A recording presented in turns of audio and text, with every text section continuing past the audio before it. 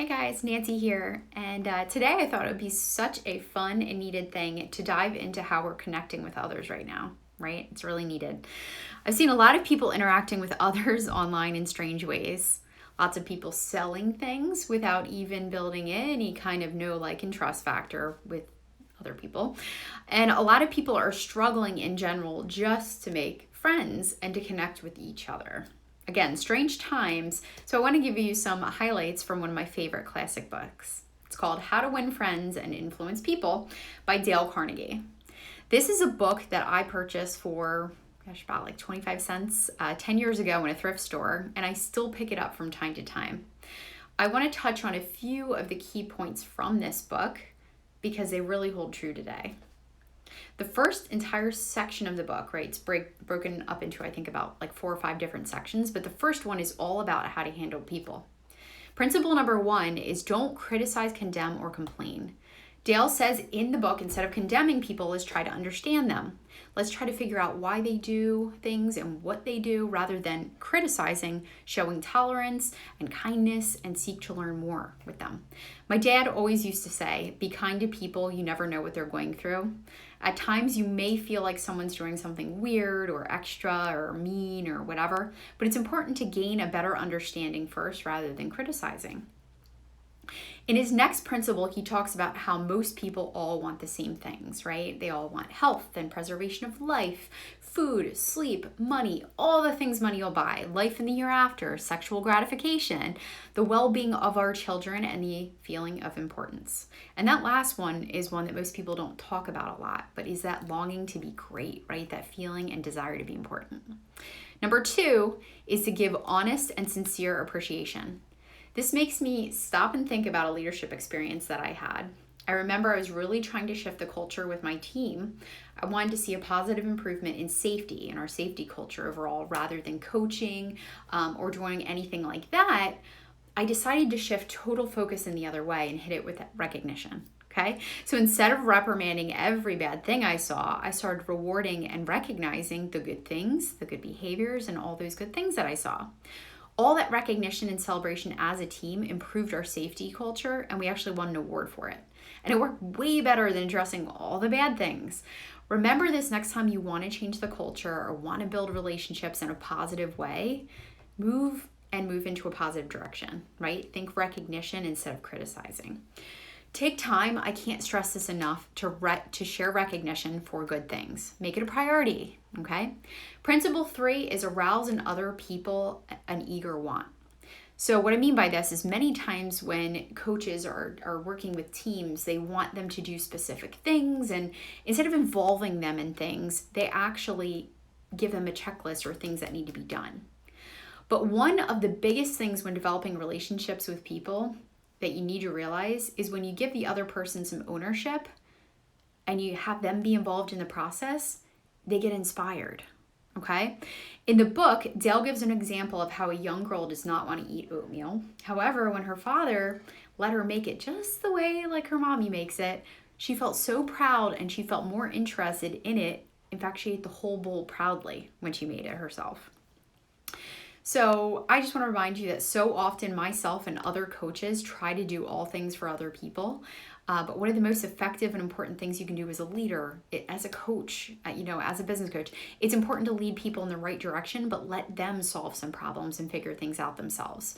When someone is leaning on you for all things and you have not challenged them to solve problems and figure things out, you're stalling their development.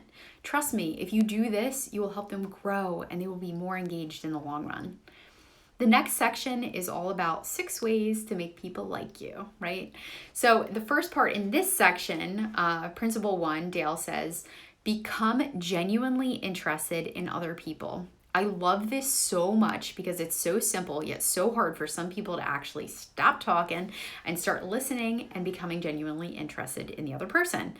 This is actually, full transparency, but one of the biggest growth opportunities for me.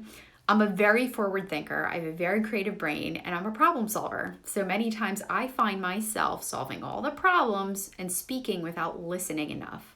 This even frustrated me about myself. It's taken a lot of time, energy, and effort to tame this behavior, which it's a constant work in progress. But I will tell you that when you meet someone who is able to sit back and listen and genuinely take an interest in you, it is the most refreshing and wonderful thing. Especially in these days, it's so easy to spot because it's so rare. I recently met a woman who has now become a very close best friend of mine. One of the reasons why we have become so close so quickly is her amazing ability to make me feel special and make me feel heard. We formed a very close relationship in a short period of time, and I acknowledge this in her, and it helps me stay in tune to this when I listen to her as well, because it's just so impactful. She's so amazing at listening. The next principle is to smile. Smiles are contagious, and sometimes your smile can be like sun breaking through the clouds. Also, it's okay to laugh every once in a while. I can't tell you how many people I've worked with lately, I hate to say it, in the financial industry, where I feel like the conversation is so like stuffy and it's not as fun.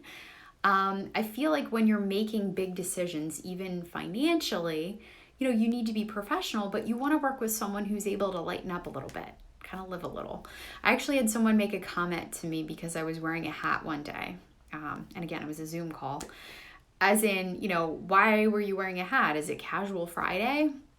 Which kind of threw me off guard since I work from home. I love to be comfortable. And I thought, does this person want me to wear a suit, on this Zoom from my home?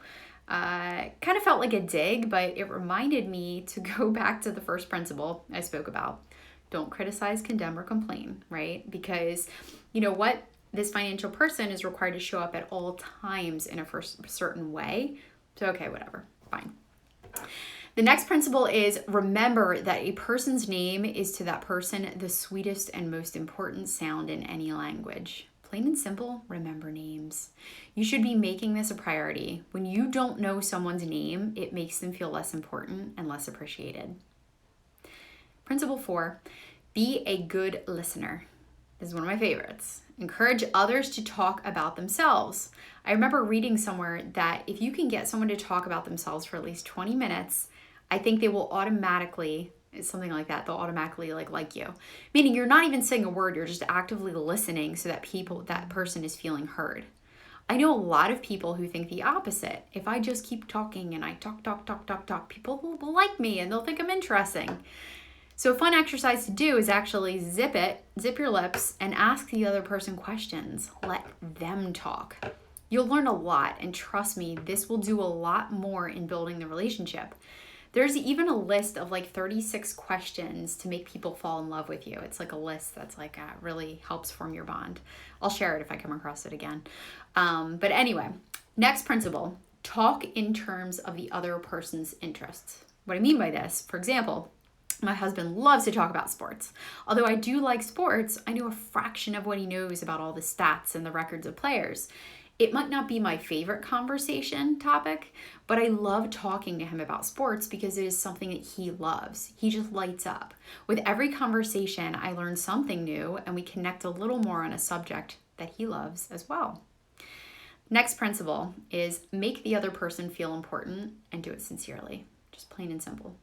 So I'm going to wrap it up there. There are a few more sections. Obviously, I don't want to read the whole book to you guys, but you can pick it up on your own, online, or listen to it on Audible. But what I want to leave you today with, what I think the most important things are to remember when connecting with others, are to listen, to 2, be genuinely interested in other people, and 3, ask questions, take the time, and then recognize the good things in people, right? Recognize those good things.